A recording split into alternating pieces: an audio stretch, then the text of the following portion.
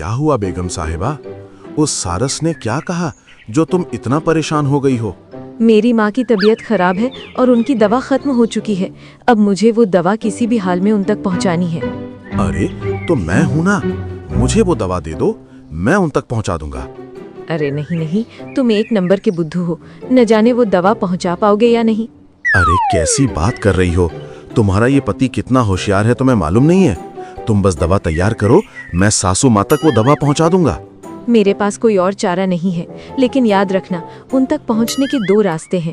एक रास्ता जो सुरक्षित है, दूसरा जिसमें खतरनाक जानवर रहते हैं। तो तुम दाएं वाले रास्ते में जाना, वो सुरक्षित है। अरे फिकर नॉट बेगम, मैं ऐसे जाऊंगा और ऐसे ही आ जाऊंगा, एकदम सही सलामत। गधा अपने धुन में चले ही जा रहा था, तभी उसे दो रास्ते नजर आते हैं। वो खड़ा होकर कुछ सोचने लगता है। अरे रे रे रे, अब कौन से रास्ते में जाऊं, समझ नहीं आ रहा है।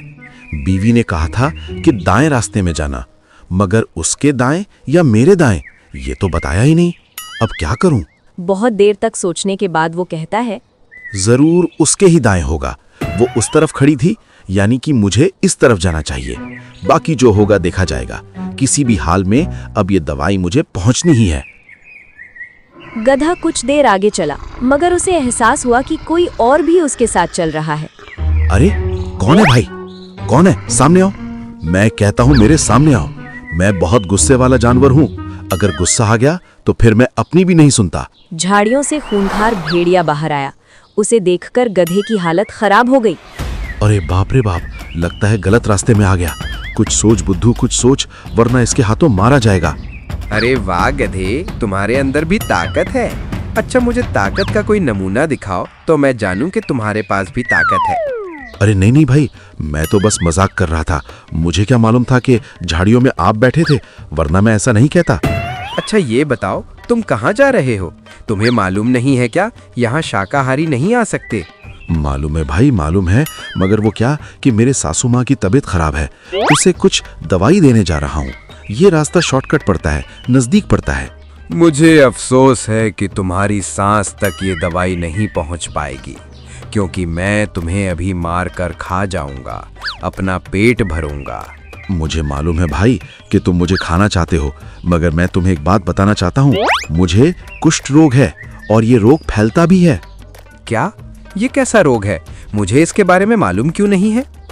भेड़िया भाई, ये बहुत ही कम जानवरों को होता है, लेकिन ये तभी फैलता है जब तुम मेरा मांस खाओगे या फिर मेरे साथ झूठा भोजन करोगे। भेड़िया ये सुनता है तो हैरत में पड़ जाता है। क्या बोल रहे हो? जल्दी से हट, दूर रहकर मुझसे बात कर, मेरे नजदीक मत आ। जैसा तुम कहो भाई, अच्छा हुआ कि मैंने तुम्हें बता दिया, वरना ना जाने तुम्हारे साथ क्या हो जाता। गधा भेड़िया को उल्लू बनाकर आगे बढ़ जाता है। रास्ते में उसे शेर नजर आता है। मर गया रे, ये क्या हो रहा है? जिधर जाओ उधर मुसीबत। बेगम सही कहती थी, मैं एक नंबर का बुद्धू हूँ, मेरे अंदर अक्ल नाम की चीज ही नहीं है। अरे वाह, आज तो मेरा खाना खुद चलकर मेरे पास आया है, अब मजा आएगा। अरे आओ गधे भाई, अच्छे समय में ही आए हो, आओ तुम भी डिनर कर लो। डिनर? मगर यहाँ तो खाने के लिए कुछ भी नहीं है। तुम किस डिनर की बात कर रही हो?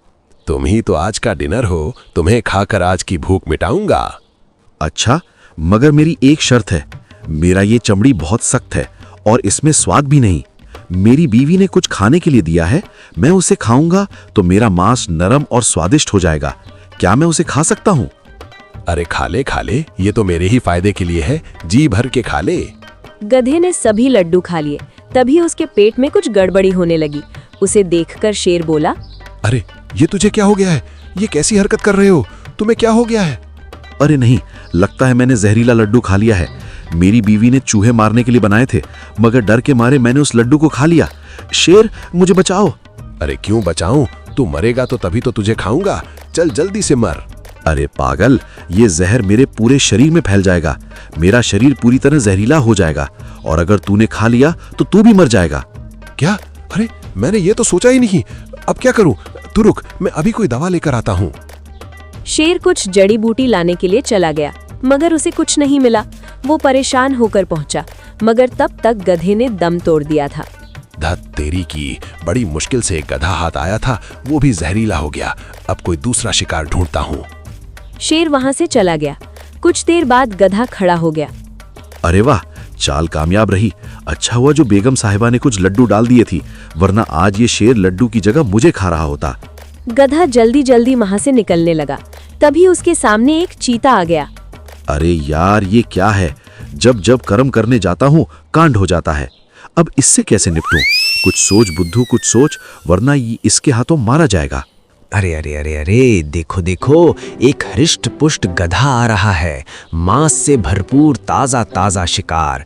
आओ आओ गधे, आओ आओ। प्रणाम चीता भाई, मुझे मालूम है आप मुझे खाना चाहते हैं, लेकिन मेरी एक शर्त है, क्या तुम उसे पूरा करोगे? बोलो बोलो, जल्दी बोलो, वरना भूख से मैं खूंखार बन जाता हूँ। चीता भाई, मैं अपने ससुराल जा रहा हूँ। मेरे घर में एक कार्यक्रम है जिसमें मैं कुछ साथियों को निमंत्रण देने जा रहा हूँ। एक बार उनको निमंत्रण दे दूं, फिर तुम मुझे आते वक्त खा लेना। अच्छा, कैसे जानू दूं? क्या पता तू भाग जाए। और ऐसे भी कितने रिश्तेदार हैं तुम्हारे? अरे नहीं भाई, मैं वापस आऊंगा और मैंने निमंत्रण के लिए 7 बकरी, 6 भेड़ और 3 मोटी मोटी मेरी सालियां, मात्र इनको ही मुझे बुलाना है। एक बार उन्हें मुझे निमंत्रण देने दो। चीता के मुंह में तो पानी आ गया था। वो सोचने लगा, अरे वाह वाह, खूब सारा शिकार आएगा, जमकर खाऊंगा। अभी इसे जाने देता हूँ। गधे, मैंने तुम्हारी बात समझ ली है, तुम जा सकते हो, मगर तुम्हें आना ही पड़ेगा। मैं इंतजार करूंगा। गधा बहुत खुशी खुशी जंगल से निकल गया और अपने ससुराल पहुंचा।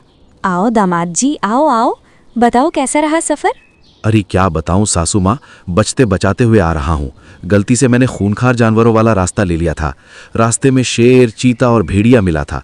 उन्हें झूठ बोल बोल कर बच आया हूँ। अरे वाह दामाद जी, मैंने सोचा था कि तुम बुद्धू हो, मगर तुम तो काफी होशियार हो। अच्छा, क्या तुम दवाई लाए हो? अरे हाँ सासू माँ, मैं दवाई लाया हूँ। अब आप मुझे विदा दीजिए। अरे अभी नहीं, अभी आप रुकिए, खाना वाना खाइए, फिर चलिए। गधा एक रात रुका, खूब खाना वाना खाया। अब उसके वापसी का समय आ चुका था। दामाद जी, बाईं ओर जाना, वही रास्ता सुरक्षित है। इस बार भूल मत जाना, वरना मेरी बेटी विधवा हो जाएगी। अरे नहीं नहीं सासू माँ, मैं नहीं भूलूंगा। इस बार पूरी तैयारी से जाऊंगा। गधा सफर में निकल जाता है। रास्ते भर वो याद करते हुए जाता है, मगर ऐन वक्त में सासू माँ ने बाएं ओर के रास्ते के बारे में बोला था, मगर किसके बाएं ये तो बोला नहीं। मैं भी कितना बड़ा मूर्ख हूँ है, इतना मुझे पूछना चाहिए था। अब क्या करूं? बहुत सोचने के बाद गधे ने सोचा, अच्छा ठीक है, पिछली बार पत्नी के दाएं गया था, बड़ी मुसीबत में फंस गया था। अब मैं सासू माँ के बताए बाएं दिशा जाता हूँ, यही सेफ रहेगा। गधा फिर गलत रास्ते में चला पड़ा था। कुछ देर में उसे एहसास होने वाला था। अरे तुम आ गए, मुझे यकीन नहीं हो रहा है कि तुम आ गए। मानना पड़ेगा कि तुम वादे के पक्के हो। हे भगवान, ये मैं फिर गलत रास्ते में आ गया। अरे अब क्या करूं? कुछ जवाब तो देना पड़ेगा, वरना ये चीता मेरा शिकार कर देगा। अरे बोलो भाई, तुम्हारे रिश्तेदार कहाँ हैं? तुमने बोला था कि कई रिश्तेदार को तुम बुलाने वाले हो, कहाँ हैं सभी? क्या बताऊं भाई, मेरे सभी रिश्तेदार मतलबी हैं। यहाँ तक मेरे घर वाले भी बहुत ही मतलबी हैं। मैंने लाख बार उनसे विनती की, चलो चलो, मगर कोई भी इस रास्ते में नहीं आना चाहता था। क्या कोई भी नहीं आ रहा है? तो अब मुझे तुम्हारा ही शिकार करना पड़ेगा। अरे नहीं नहीं भाई, मेरी एक साली बहुत अच्छी निकली। मेरे कहने से वो एक बार में राजी हो गई, मगर बेचारी बहुत मोटी है, इतना धीरे धीरे चलती है कि क्या बताऊं। चीता फिर सोचने लगा, अरे वाह, लगता है बहुत मोटी होगी। अगर उसका शिकार करना है तो मुझे बहुत ताकत चाहिए। इसके लिए इस गधे को छोड़ना पड़ेगा। गधे भाई, मैं तुम्हारे वादे से बहुत खुश हूँ। तुमने जैसा बोला था वैसा ही किया। मैं इतना खुश हो गया हूँ कि इसलिए तुम्हारा शिकार नहीं करूँगा। तुम आगे बढ़ जाओ। गधा खुशी खुशी आगे बढ़ गया। कुछ ही दूर चला था कि शेर ने उसे देख लिया। अरे झूठे, तूने मुझे बेवकूफ बनाया। मौत की झूठी चाल चल के यहाँ से भाग गए, मगर इस बार मैं तुम्हें नहीं छोड़ूंगा। तेरा शिकार अभी करूंगा। अरे नहीं शेर भाई, मैं तो मर ही चुका था, मगर वन देवता की कृपा से मैं वापस जिंदा हो गया। और इतना ही नहीं, उन्होंने मुझे वरदान भी दिया है कि मैं मरने के बाद जिंदा भी हो सकता हूँ। क्या बकवास कर रहे हो? ये वरदान तुम्हें कब मिला? मुझे मालूम था आपको यकीन नहीं होगा। मैं अभी मर जाता हूँ और आप मुझे 3 बार बोलेंगे कि जिंदा हो जाओ, फिर मैं जिंदा हो जाऊंगा। अच्छा, चल फिर मर के बता। मैं बोलता हूँ, देखता हूँ तो जिंदा होता है कि नहीं।